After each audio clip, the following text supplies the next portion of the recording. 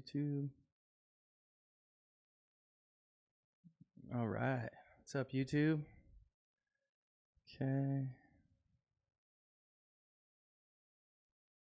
Hey, Rachel. We got a couple people coming in.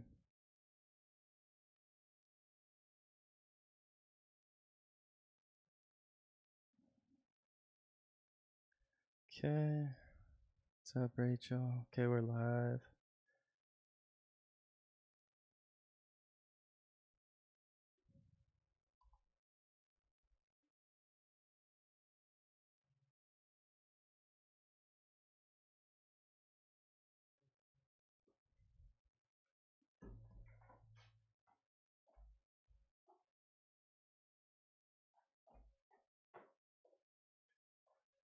Sorry about that. I have my audio live on my other computer. All right.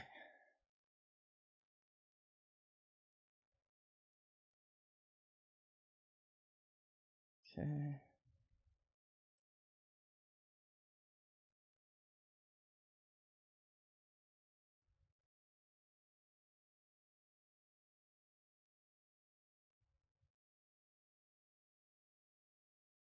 Let's put that up. Okay. A couple of people.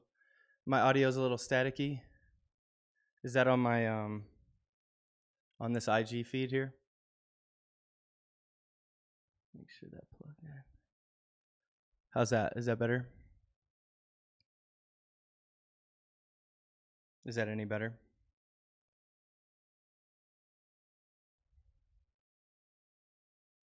Thanks for the feedback too.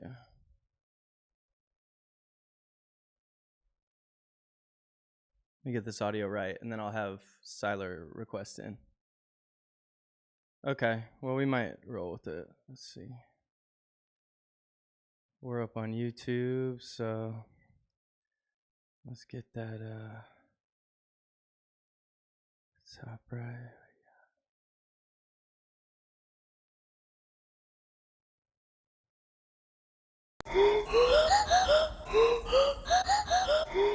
All right, we're introing on YouTube, and then I'll have Cyler jump in.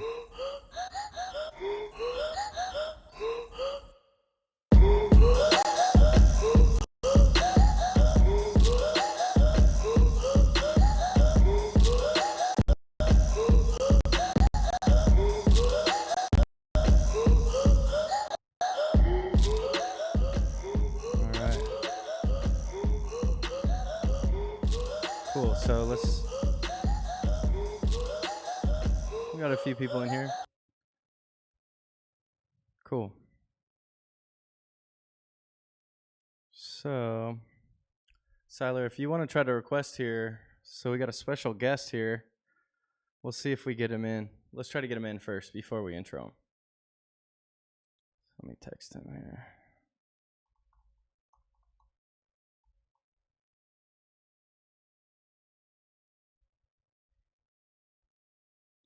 All right, let's see if he can request in. YouTube looks good. Thanks for that feedback, you guys. Refresh that.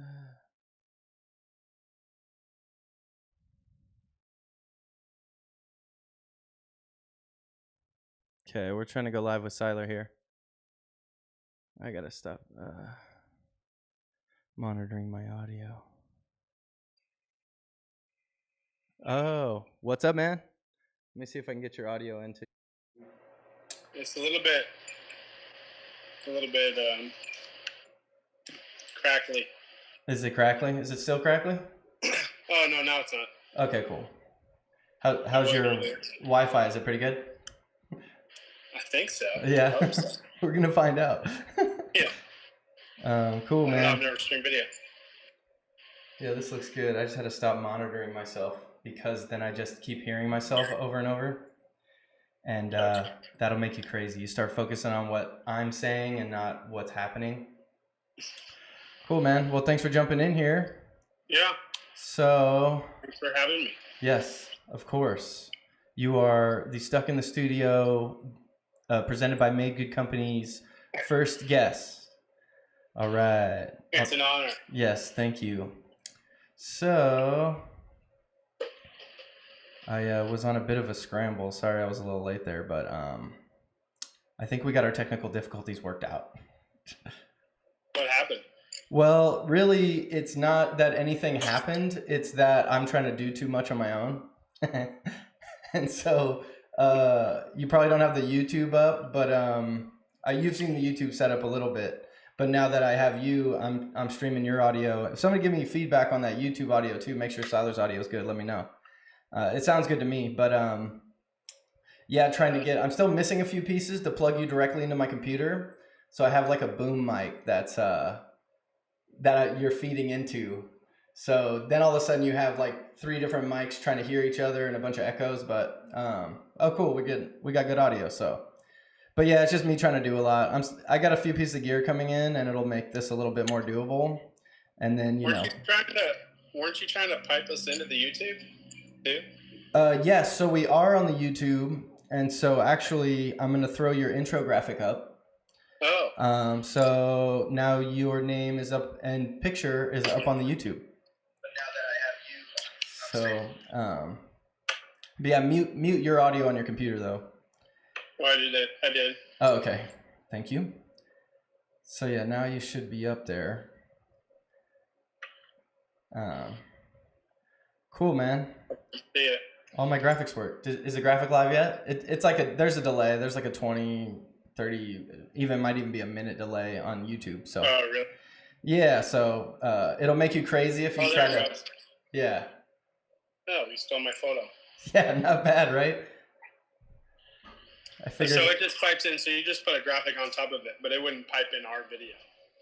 No. It just pipes in the audio. But that's what I'm working on. I can even put the visual up of the IG live and then, feed that in. Otherwise, I'd like to do probably FaceTime. Eventually I'll move this off of IG and then onto YouTube and then just FaceTime in, Gotcha. IG's fun, but I think for the production I'm trying to do, it's a little more casual.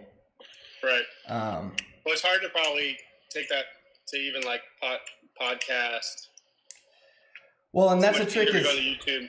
Exactly, and you start like laying out like all the different places you're trying to go live with it. So I got like my audio is being recorded because I do want to get these up on like Apple and Spotify. But getting the video stuff up just between IG and YouTube's quite a bit anyway. Yeah. So, but no, it's been good. Oh, did you see your gift? Are you looking at the YouTube? So I haven't sent this to you, but I got this for you in Portland. No. Oh, yeah. You did? Yeah, so I got you the mug Thanks. and then the 2 coffee beans. So you got the right color too. Well, that's the thing. I got myself the white and black one. I got you the Ducks color. So. Oh, nice. Thanks, dude. You didn't have to do that. Yeah, no, but I've been sitting on them for like a month because that week I went to Portland was like the week right before right before we had to quarantine. So. Yeah. But no, yeah, I'll mail it to you here probably in the next week, hopefully. We can always just drop it off or something. I don't know how much it costs to mail, or I can swing by. Oh yeah, well either way, I think I'll wait a few weeks. Just do the Lysol spray. What I like to do, my tactic is just spray a wall and then pass through it, and then we're both protected. Stupid. I've done that a couple times. Have you really? No. Oh, say what? I mean, it's Rona times. You got to do what you got to do. Dreams. Oh my goodness, dude, that is so good. That is so funny, man.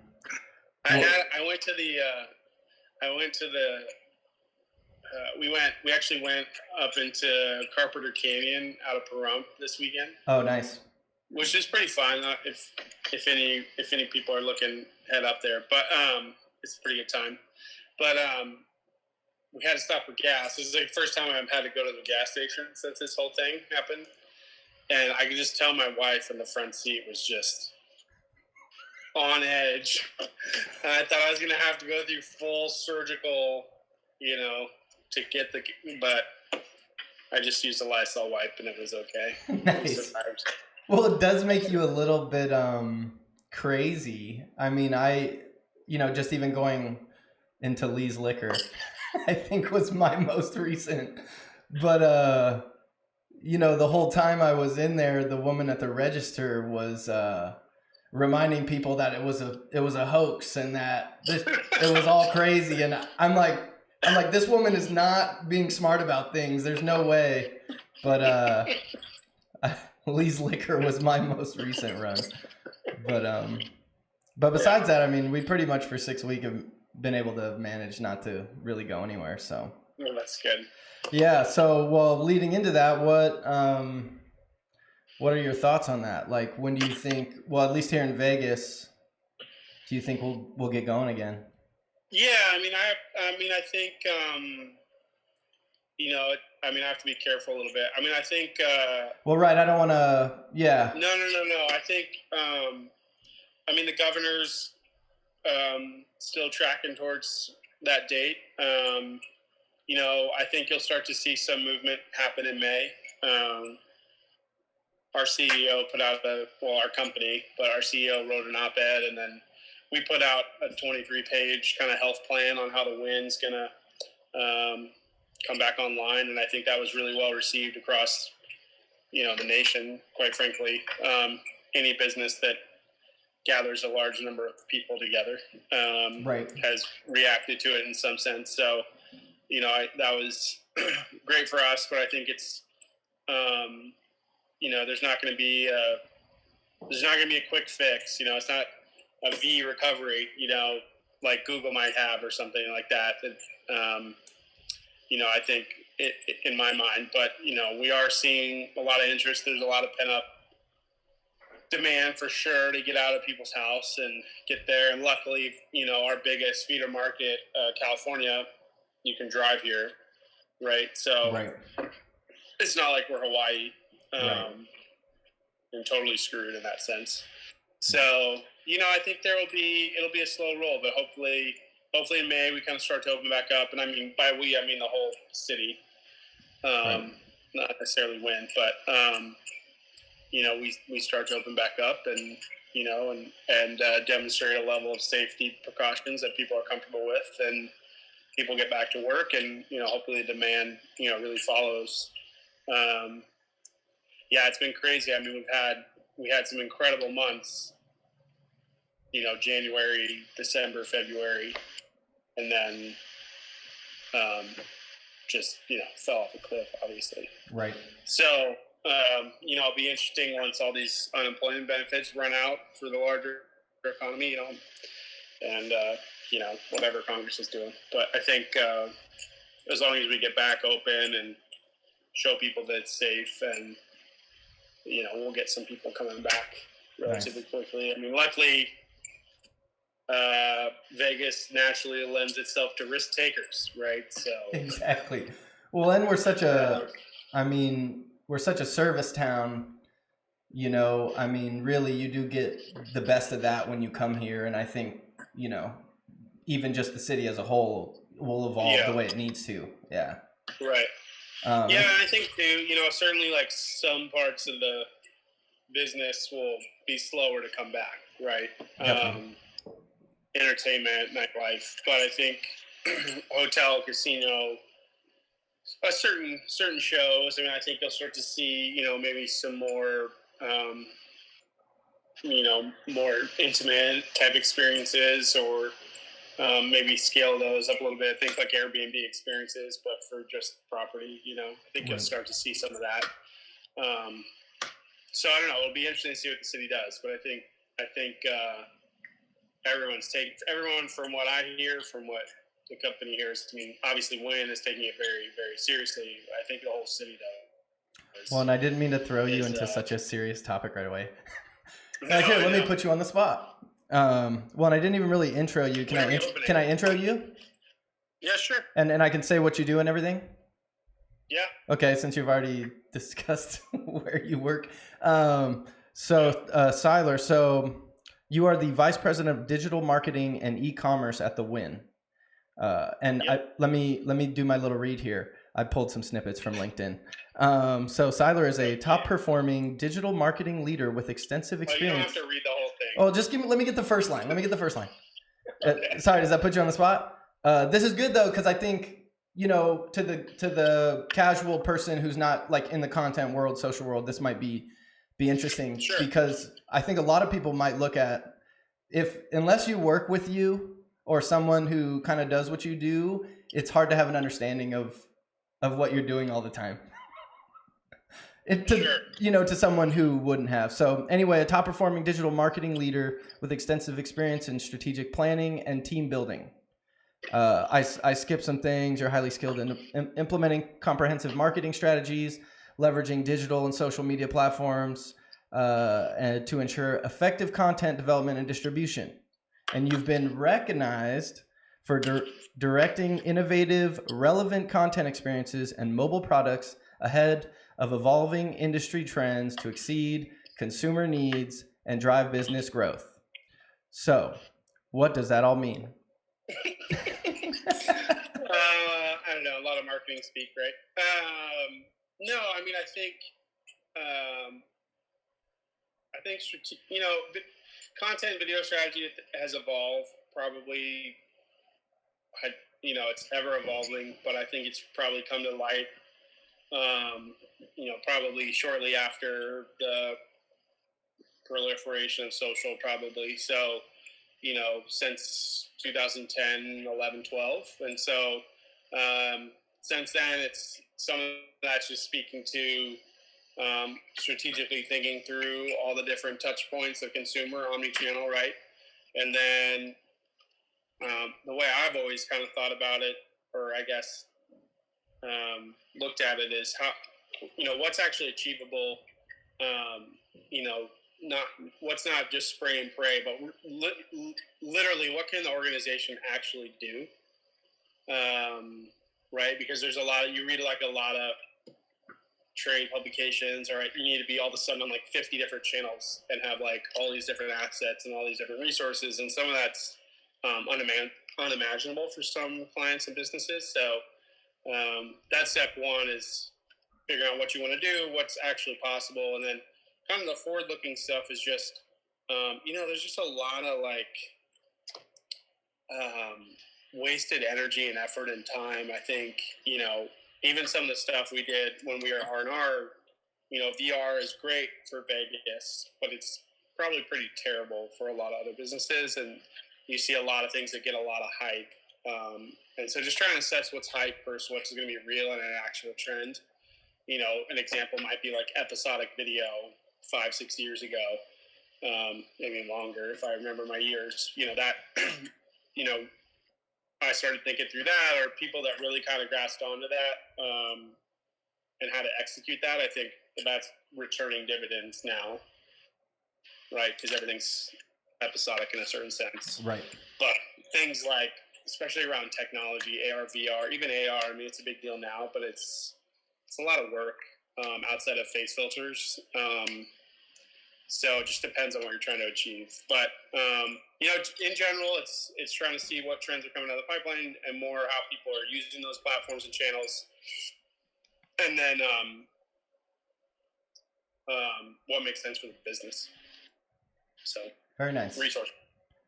No, that's great. And so you've really seen the entire evolution, at least like when how long have you been doing what you're doing, first of all, so people have an understanding of that? Digital marketing, let's call it like 2010. Nice. So almost a decade. Well, and you've seen that full evolution, which is still evolving and ever changing. And but one of the things I think that was interesting, one of the things I kind of learned from you was, thinking obviously social first, but like the vertical video world, when that became a thing, when was that? That would have been, pretty much right as I joined R&R. It's kind of when Snapchat launched. Or Snap, yes. Finally when it started getting like a lot of, talk, I guess. Right. I think, and they came out with it, to be honest. A lot of this stuff too was like, I hate to not be humble is the wrong word, but a lot of it was, some of it's just listening to what the media platforms were recommending and like actually taking it at face value. I think that people kind of missed that. That's like when Snap came out and said, "Oh, we're going to do vertical video. That's what we're going to do." It instantly was like, "Oh, well, that makes a ton of sense." Like, who flips their phone sideways? Right. So why would you make content for the phone horizontally? In the same way of like, why would you put billboard creative on a TV spot? Right. Like, it just makes no sense. Well, a lot of that evolution is observable, right? I mean, I know one of the tricks that I had kind of come up with, I mean, with your direction, I mean, you kind of, leading me in the right way. But I remember just a bigger meeting and somebody was saying, well, how do we anticipate what we can do differently moving forward? And, simply, I just didn't automatically update Instagram. And so then I would keep an eye on those updates and then read through the bullet points of what the new thing that was happening, so I felt like, that some of that is like observable in that sense. Obviously there's other stuff with like paid and strategy that's behind the scenes, but as far as like from a creator standpoint, some of that new stuff, just keeping on app updates, it was crazy how much that gave me just kind of like more knowledge to people I would expect to maybe even know more than me, just by simply reading through those bullet points on the App Store.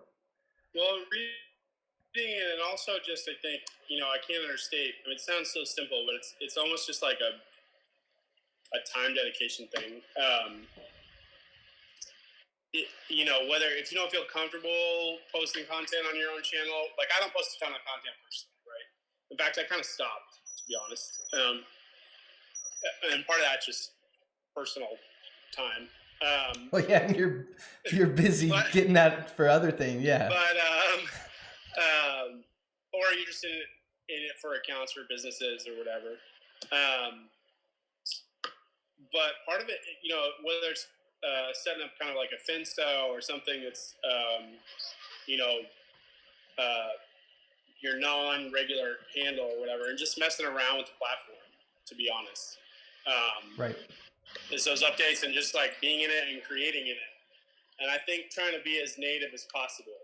If you're not looking at, there's a ton of creators out there that do this really well. Some of it's kind of, I don't know, kitschy, but some of it's also and not to interrupt you here, but native. Yeah. Explain that real quick.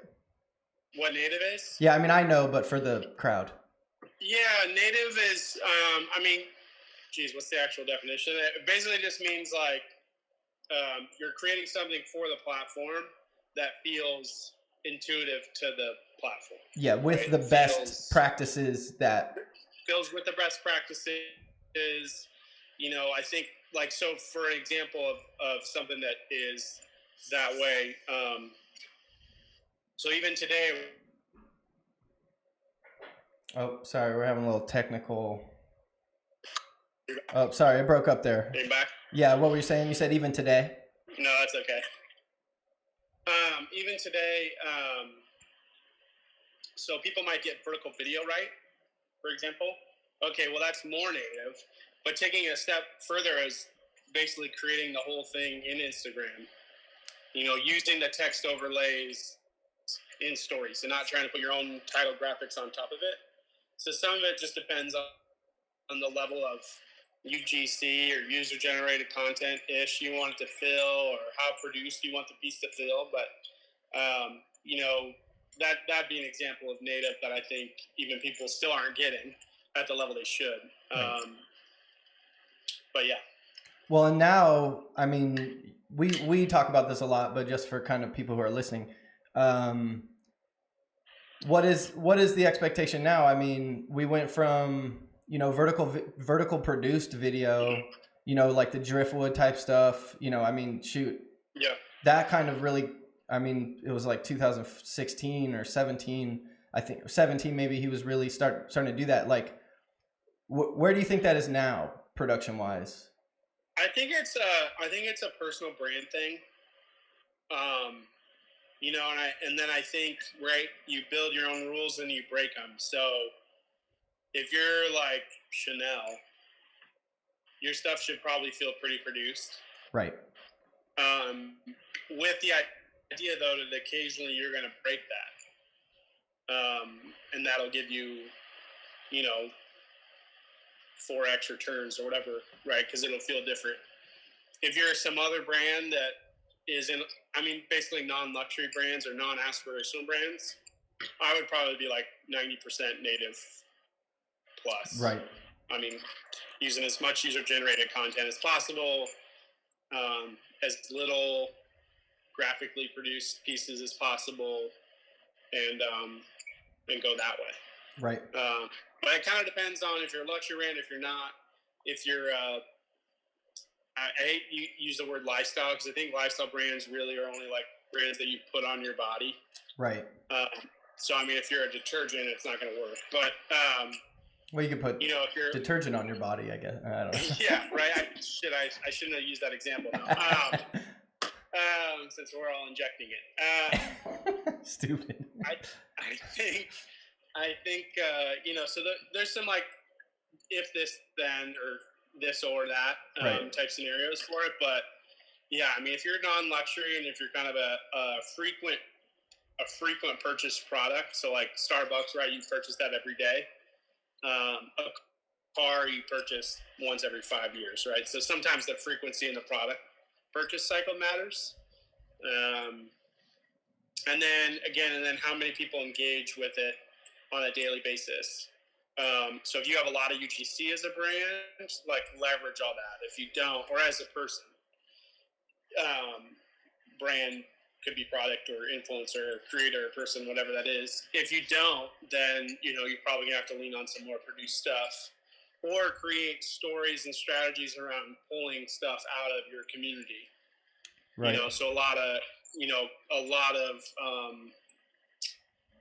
unfinished sentences, or a lot of leading questions, or a lot of polls, and just interactive co-created content, I would call it, where you're just co-creating something with your user base.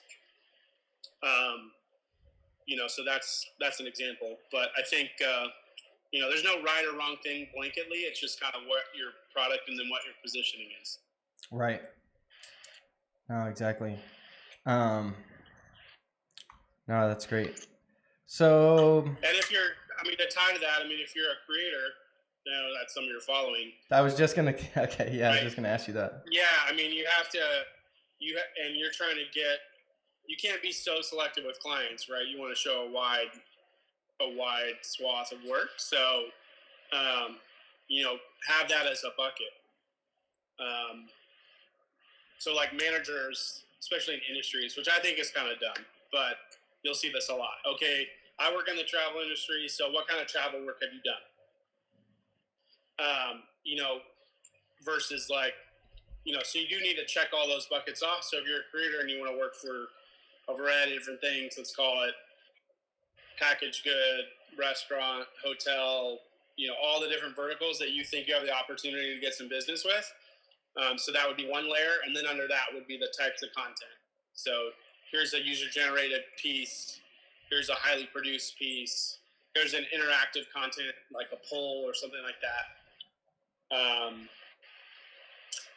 Those are the type of things that you'd want to check off, and that in your portfolio or in your company website, you'd want to show that range around all those things. Right.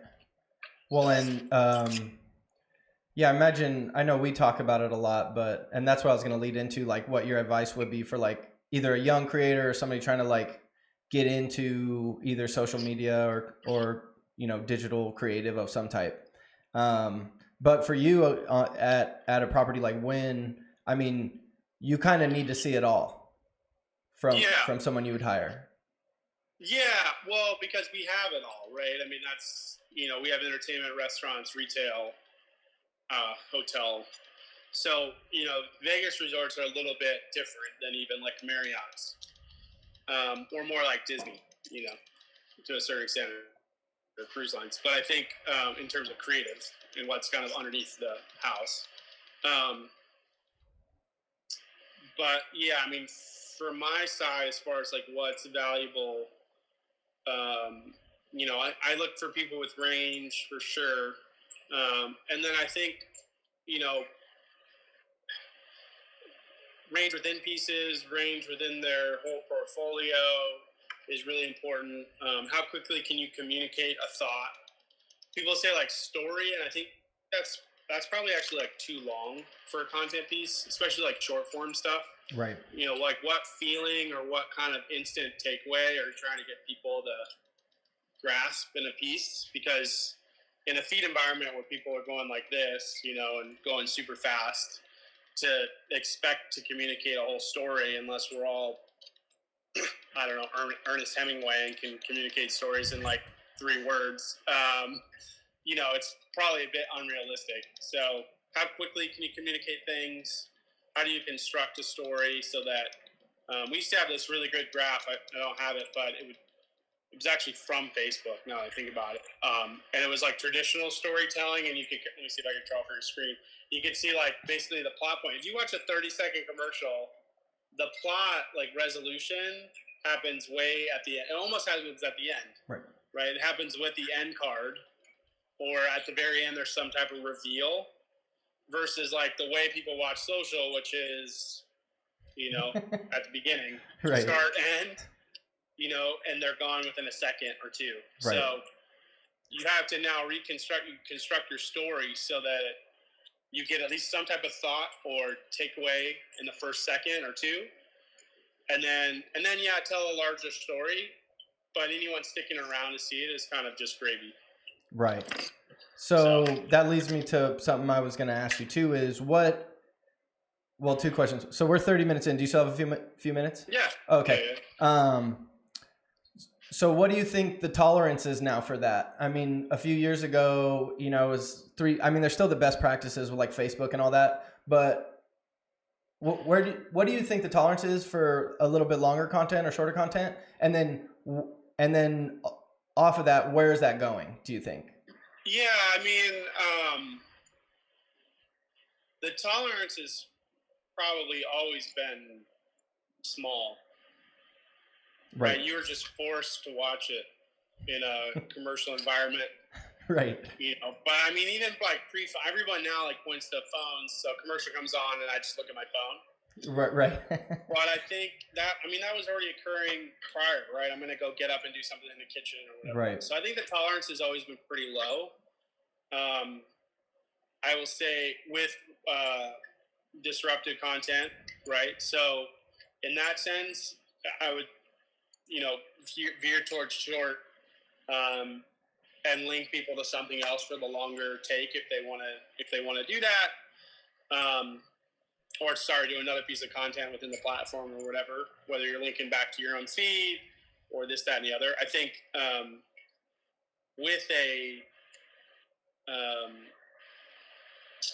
with longer content, if that's the purpose, longer form content, on the flip side of that, people go watch, you know, I don't know, Last Week Tonight for a half hour on YouTube.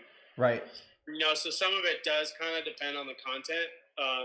And what I would say is any content that's maybe where you're going to get most of the traffic around it inbound or from search, then have some freedom to go longer. Right. Right. Which is kind of when I was telling you about these videos and your stories. You kind of have to gear them on YouTube towards search. Right. And how people are going to come across your content and then move out from there. And then you have the freedom to go as long as we can hold people's attention. Right. But, you know, anything in Instagram or in the feed or in, you know, a Twitter environment or et cetera, it's all going to be pretty short form. Right. And at that point, you're just pulling out kind of either the best hits, or you think of it more like a movie trailer. How do I entice people enough to stick around? But I think, you know, our whole behavior is changing in how we view content. I mean, and it happens from a lot of different sources, whether it's Instagram and the feed is, you know, endless and I go through it really quickly, or whether it's Netflix, even, you know, I mean, even that little piece at the end of the video that allows you to skip the credits, right, and go to the next video. That's changed everybody's behavior, you know? Right. Right. So, I mean, even when you're thinking about episodic stuff,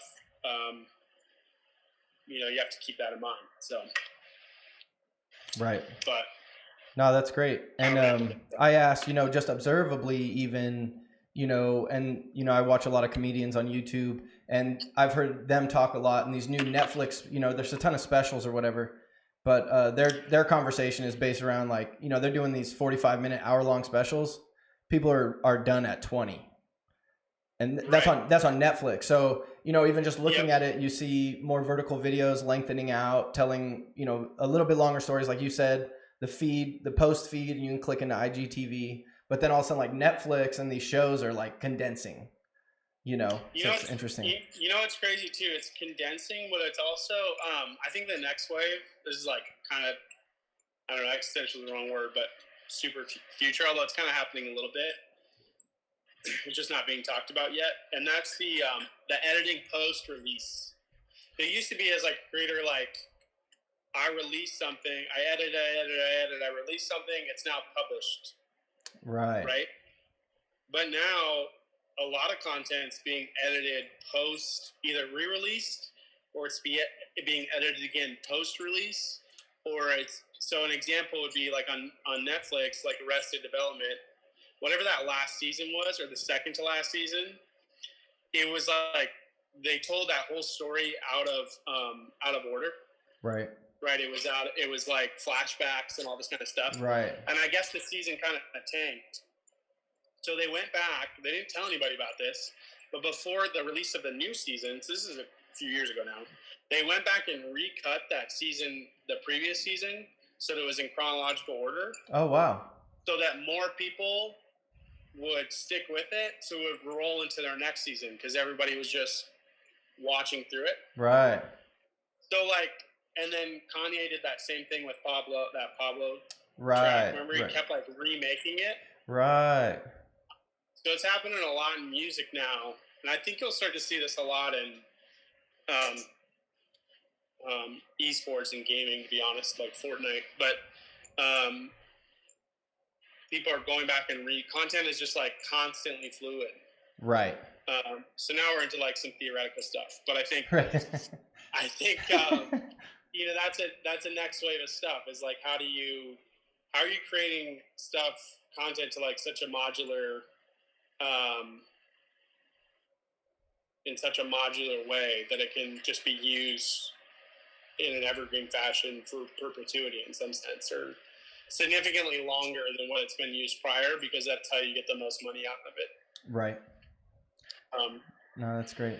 And that's why a lot of that comes down to like when we make content, it's like thinking through how many pieces we can get out of this, how many different angles, how many different inputs we can create. And to give your viewers an example, we did a couple of videos for Win that were vertical, and I had you stack the entry card to that with 3 different frames. It was hard to describe, but it was like 3 horizontal frames, which made a vertical composition. Right. Of which one was the chef, one was the venue, and one was food. And that was like the first 2 seconds or whatever it was. Right. And now that, because that's as long as potentially people could last. And now when we go back and recut that for media against maybe, let's say, 20 different audiences, we'll just recut that first frame. Right. To appeal to whatever our target is. Right. So those are the kind of things to think through, like actually tactically the video itself. It's not necessarily, oh my God, I got to go edit 20 videos for all these different audiences. It's specifically that first entry point, that first frame. So if we have an audience that really likes Celebrity Chef, one that really likes The Win, and then foodies, we've given them something to keep them intrigued in the first second, all those audiences, as opposed to just one of them, Right. Mm-hmm. And those are the type of things, it's worth thinking through in pre-production, at least against whatever your core audiences are, so that you're, one, saving a lot of money on the creative side, and then also just getting all the different types of assets you need. It makes the shoots more complicated. Definitely. For sure. But you just get exponential value coming out of it when you hit the editing booth than if you didn't. And some of that comes down to the equipment you're using, which you've been really, really good at, right? I mean, shooting 4K early and doing all the different exports and all that kind of stuff that you're an expert on. That's really been helpful. So it's a combo of the two. Right. But that's the type of stuff you need to think through. So this is a random curveball, and we haven't even really talked about it. Let's see, we got just a few more minutes here, and then I'll let you get out of here. But do you see? So for me right now, with what I'm doing, obviously editing, cutting down like client work. So for me, doing this live stream stuff has been awesome because I'm able to get little longer form content up. You can kind of hear more about what we're doing. Do you see a place, especially now with the Corona times, right? You see live is becoming a lot more popular. Do you, and I don't know if you've thought too much about this probably, but what do you think the future is for like live on social? Or now, what is it now? Tough, right? Because it's like the priors are all messed up, and then when we go back to the normal world, it's tough to say what'll stick. I mean, right. I think I don't know if live. I do think like video conferencing and more like video conferencing on a personal level is probably way more acceptable now. I mean, even when like you used to tell me if I'm wrong, but when you used to FaceTime people, were you ever looking at the person? Well, I am now, but now, no, you're looking at yourself, right? You're looking at yourself, or you're kind of like glancing over here and coming back. You're doing a lot of this, Right. And like less people are doing that now. I think that's partially true because they're used to, and the reason I bring that up is now like that was a big barrier, right? It's kind of like why VR was never going to be a thing because like people have to put on a big headset. Like it's just who wants to do that, right? When it did bring up, that's funny. I made this point a few streams ago, which was like, especially right now, I totally expect you to be at home. Like you totally expect me to be at home. Like my buddy answered, we had FaceTime like right as this happened, and he was laying in bed and he had like a tank top on. He was like double chaining out. Yeah. He didn't care because I mean first we're buds, but there used to be still like I'd FaceTime and I'd kind of be like, all right, I better. I can't look like I'm laying around, but now it's like you can lay around. Right. Yeah. I mean, the best I could do is like just put this, No, I like what you did there. Yeah. But if we go over here, it's a bunch of my garage. Right. No, totally. I think people are more comfortable having a direct conversation. So I do think in private, so in groups and messages, house party, multi-person FaceTime, so see a lot more. That's where it starts, right? And people get more comfortable with that, and now all of a sudden I'll stick around and be more engaged with live content on a with a brand. I do think once the live content becomes again more two-way, more interactive, right? I think you'll start to see a lot more engagement with it, or a lot longer engagement with the piece. Right. As soon as in this live stream, we can throw up a poll and ask whoever's watching, like what they want to talk about next. Right. I think that'll be a big move when they start to do more of that. Right. So I mean, we're at like the very, very beginning. I think live stream, yes. And then I also think everybody's, to your point, comfort with letting their, I guess, cool down a little bit and showing how they really are. Right. I think that'll have a bigger impact, to be honest, because I mean, at what point? I mean, if you're not a luxury brand, to our earlier combo, like, why would you go pay? Right. A bunch of money for super produced content. Right. Right. Yeah. Totally. When this is just as effective and it's 80% less expensive. Right. Exactly. I mean, unless there's exceptions, right? Unless you're like,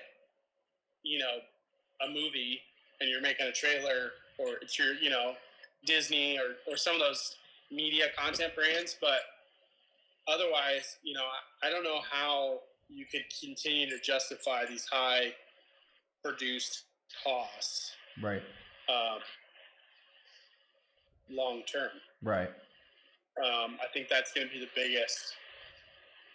That's going to be a big shift too. So, everyone. I mean, how many? Remember that Joe Burrow piece? Yeah. That we talked about that went viral. Yeah. And what that guy shot it on or whatever? Yeah. Do you remember what he shot it on? It was the Sony. It was a Sony A7. It was the A7 III or the A7 III. And that on the gimbal, right? Yeah. Yeah.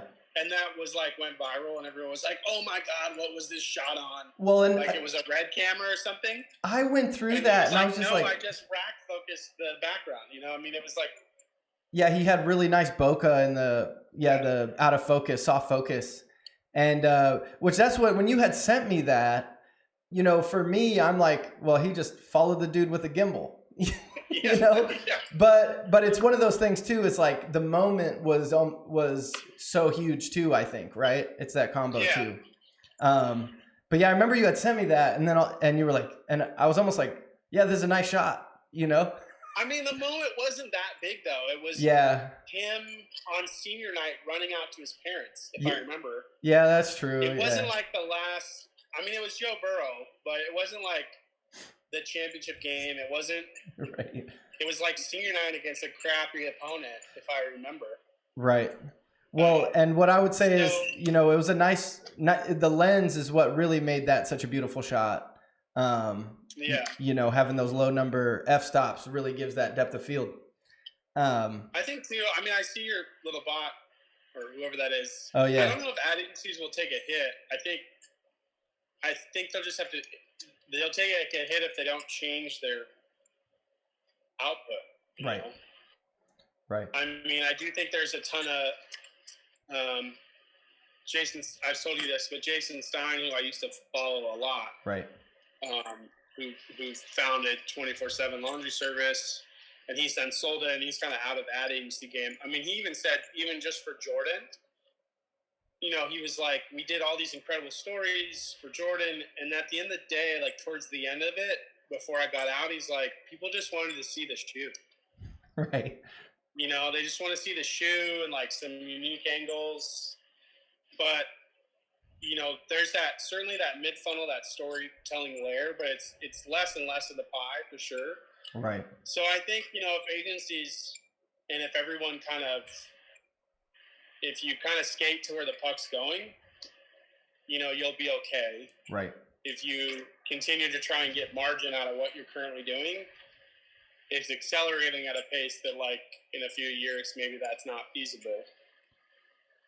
I love that, skate to where the puck's going.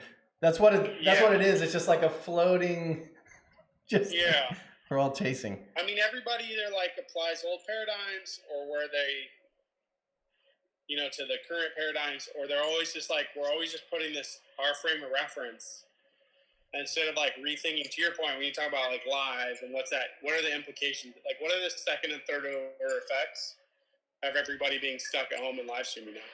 Right. I mean, they're pretty massive. You might just not feel them quite yet. Right. But I mean, you're going to feel them in budgets because no one's, the economy could take a hit, right? So now no one's going to be willing to pay for those gigantic produced videos. Right. So some of it will be financial reasons. Some of it will be strategically, I want to be as native as possible. But the shift's happening, I think. Totally. I think, it's so again, if you're a creator, I think about that, go look at brands that are super focused on native content, and how they, like I said, we did festivals, that's a big one, right? But there's a lot of other brands that are really focused on UGC. Right. Actually, Apple does this really well. You talk about a luxury brand that actually focuses on user-generated content. If you go to Apple's Instagram, their strategy is it's pretty incredible. And it's all, they basically treat it as a museum. Now they have a camera effectively as their product, so it's a little bit easier to quote unquote commission pieces by your consumers. Right. But they could have totally done something else with that channel, right? They could have gone a million different directions, and the direction they went was either commissioning or sharing user-generated content Right. on their feed, and that's all it is. There's nothing. I mean, there's very little. Typically, I haven't been on there in a little bit, so I could be wrong now. But there's very little about the phone, right, if at all. right. So somewhat depends on your product, but I think increasingly you'll start to see them, do less and less. I don't see like a single picture on the phone here. Right. So, it's just more and more user-generated content, and I think that's just the way it's going. But yeah, live certainly will have a place. I just don't know if people will stick around for really long live stream. I think it'll be a gateway to shorter content. Right. We make this live video, and you just happen to be able to pull like 15 or 20 pieces out of it. Right. No, that's and cool. That's where you actually get the value. But well, and cool. So we're at, let's see, 50 minutes. You got like 2 more minutes? Like one more. Yeah. Okay. So then here's just like a working workflow question. There's a million different things you could be looking at. Oh, somebody trying to call me. They're getting denied. All right. How do you Are you back? Yeah, I'm back. Sorry, somebody's trying to call me. This is terrible timing. But No, it's okay. now more about like a working. So there's a million different things you could be looking at. Stuff's constantly getting fed to you, or all of us, But in particular, people who work like whether it's creative or what kind of what we do. How do you work?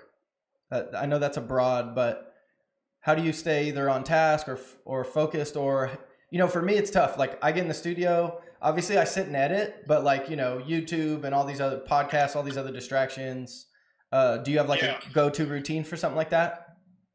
No, I mean, I use field notes. Nice. I have like 1,000 of those. Asana for like the team. And I've kind of switched to kind of OKRs as like a framework for getting work done, which stands for objective and key results. Right. If you Google OKRs, that'll take you down a path. You can figure out that whole framework. But cool. I mean that's just personally how I work. I mean, are you asking like how to make sure that the whole content process is on task? Yeah, I mean, I guess it was more like just personal. Like, how do you? I mean, obviously, you have a pretty rigorous schedule. You got to meet all the time. You got to sit down and work stuff out. Like the in and outs of that is super challenging. Yeah, no, I mean, for me, like I'm in a lot of meetings, so that is real challenging from home. I mean, and it's also now it's a lot different. I mean, now for sure I've been effective in a lot of ways. I'm definitely home more, so I get done earlier, but I do find myself a lot. I mean, I've never been a particularly great sleeper. I should definitely get more sleep, but I definitely do a lot of work from like 10 p.m. to 1 a.m. Right. And then I'm back up at 6. So, and I don't say that positively. No, I did that last night. I feel you. Not like the Gary V work yourself to the bone because you're not working enough. Recco. Right. This is the straight working too much. Man, he's a lot to keep up with, dude. He's like, go harder, but slow down, but like, do it faster. But have emotional stability. Yeah, I mean, just watching his content gives me like anxiety. I don't know. Headaches. Yeah. No, I mean, for now, I definitely have kind of simplified it. I try and write down in the morning, like I used to maybe get 4 or 5 critical things done. And now maybe I only get like 2 or 3. Right. So I do try and instill in the morning, like write something down in field notes and get it accomplished. And that makes me feel like I did something. Right. That day. So I've simplified it. It's kind of like learning a new skill. I mean, a lot of times, it doesn't matter what you're trying to do, if you're practicing or whatever, if you're trying to retrain yourself something, you got to go back and simplify it, like work on the fundamentals and then get better. and I did, that's kind of how I've been working now, which is, how do I just at least accomplish one or two things, not lose my mind, Right. Bucket things into like a future date. So if I basically create a backlog, and then every day I kind of look at it, assess what's important, and then try and at least knock one thing off. Right. The biggest thing has been just like the loss of personal. But I chalk that up. I mean, I have 3 kids at home. Obviously, your audience doesn't know that, between 2 and 7. So, my wife's worked from home this whole time, but now I have to work. There's no school or activities, and then she's got to work. So it's just been a logistical nightmare, to be honest. Well, that's where those late hours. That's where those late hours come in, right? I mean. Yeah, but even then, like, you're so mentally exhausted to try and get anything done. Right. I think. So I just try and reset your own personal expectations, so you're not always down on yourself for not accomplishing anything. Yeah. And then try and accomplish 1 or 2 things a day.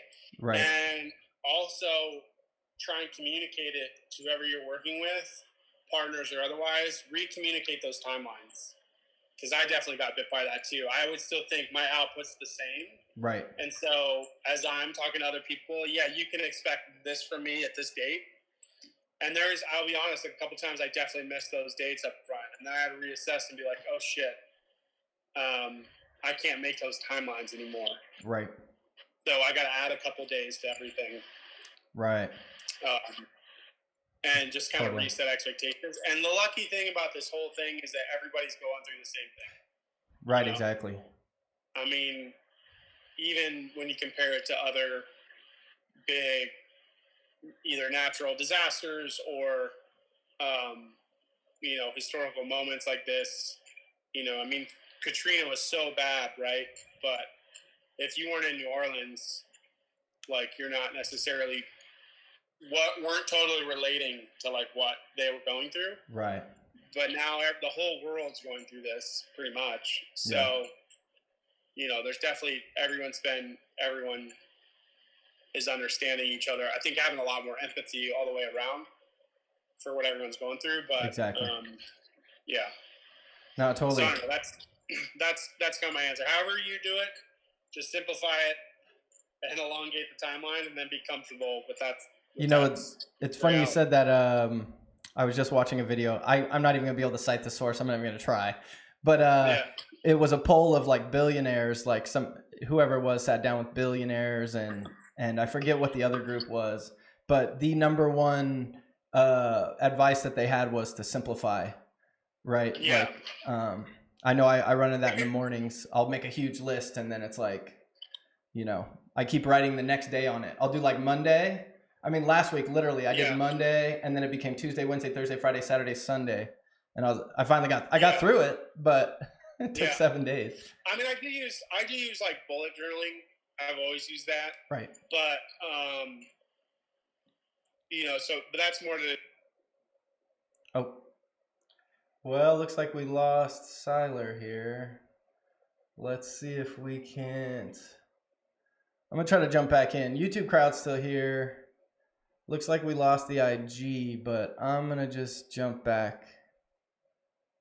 Let me see if I can get him back up here real quick.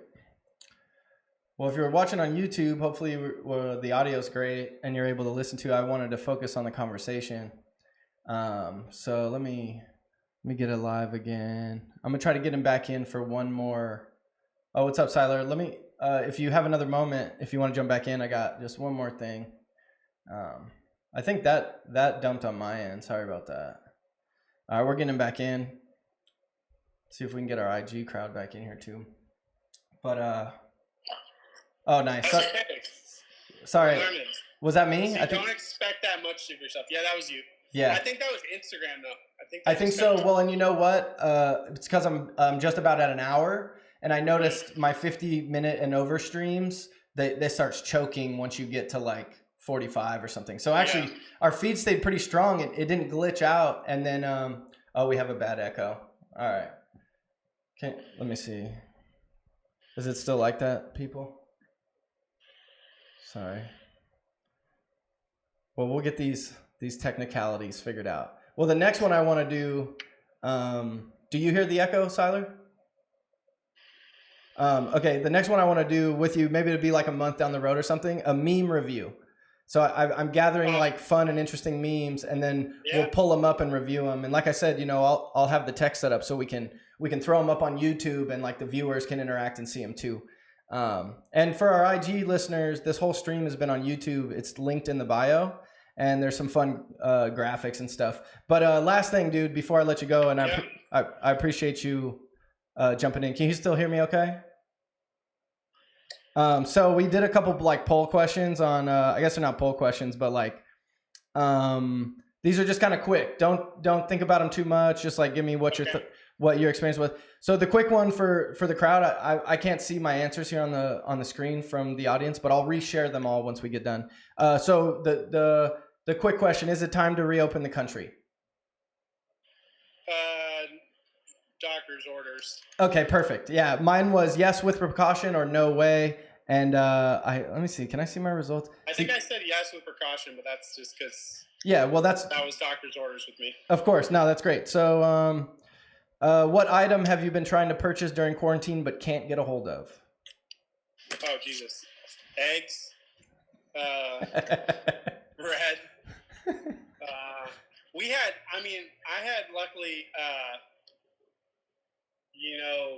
Seen this coming a little bit. Mm-hmm.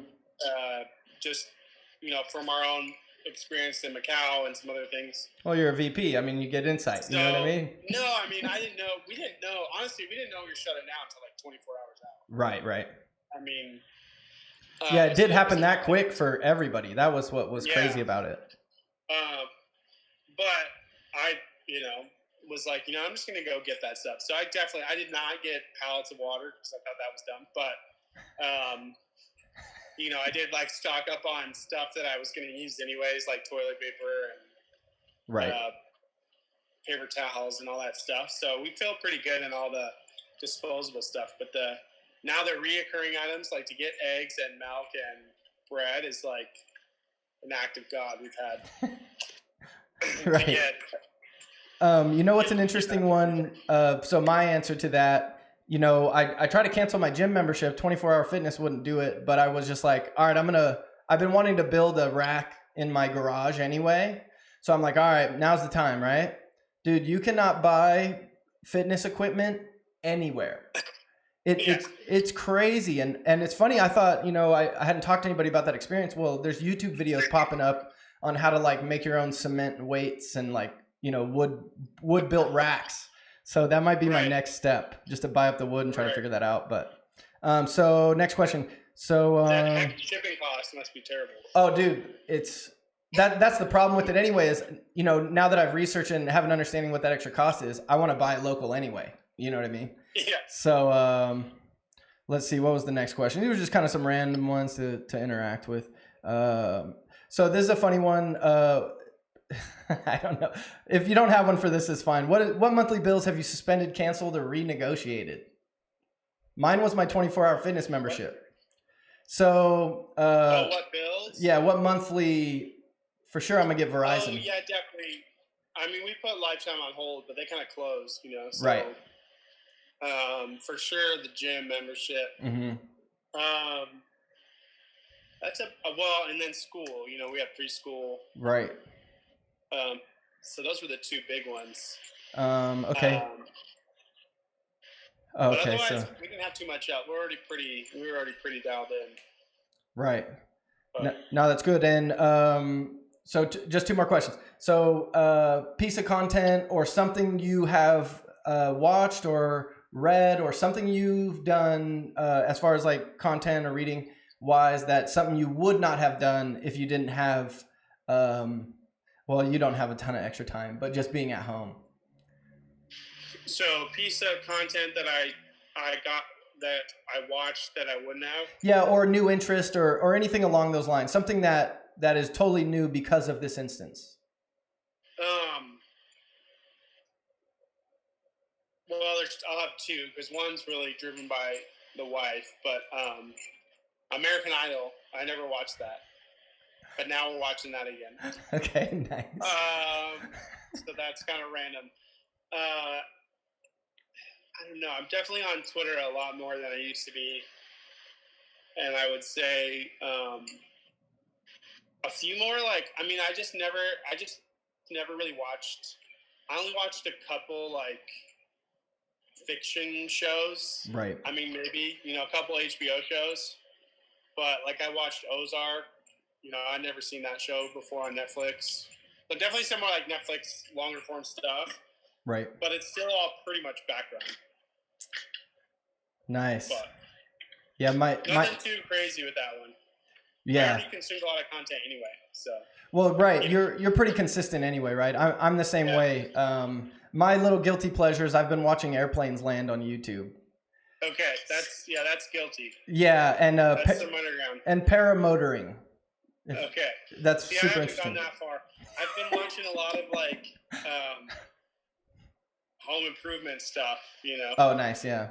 But I can't go get the home improvement tools. Yeah. So it's for really just prepping me when we're allowed to go get it. Even though it's open, we have not got that far. So cool. Well, right on, man. Well, thanks for jumping into the IG folks right now. If you guys, I know the stream dumped out, but if you go to the link in the bio, you'll see the entire stream on YouTube. And dude, thanks so much, man. Like I said, in a couple of weeks we'll do a meme review, or I want to do content reviews with you. That'll be a lot of fun. Yeah, would love to. Cool, man. All right, well, I'll talk to you tomorrow. All right, guys. Thanks. All right, thanks, man. See you later, Mike. Bye. All right, later. Let's see. So am I still live? I think I'm still live. So thanks for watching on IG, you guys. I'm gonna wrap it here on Instagram. We're still live on YouTube as well. If you are on Instagram, like I said, our stream cut, but click the link in our bio and you can check out the whole conversation with Cyler and myself. That was really awesome to get him on. I mean, like you saw there, incredible insight. He's the vice president there at Win. He's the let me read his title proper. He's the he has like a nice long title. The vice president of digital marketing and e-commerce at the Win. So that was great insight. And thanks for watching, guys. I'm gonna wrap it up here on YouTube, but we'll see you guys next Monday on IG. All right, so we're on YouTube. Let me wrap it on YouTube here. I like to play a little outro music. Let me kill his mic. Cool. So we want to share that. So on YouTube, thanks for watching, you guys. Play a little music out just so we feel like we did the full deal. Let's see, music any. So I'm gonna ride this music out here. Probably a little loud. Sorry, guys.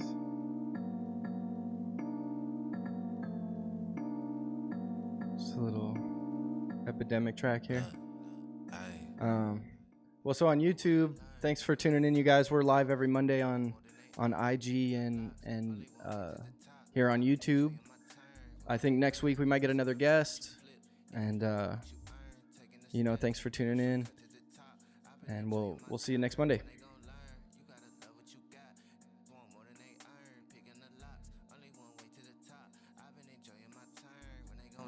It's all about what you flip. It ain't about what you earn. Taking the steps, ain't no shortcut to the top. I've been enjoying my turn. Perfect day, Highway 61. Tell my chick to come.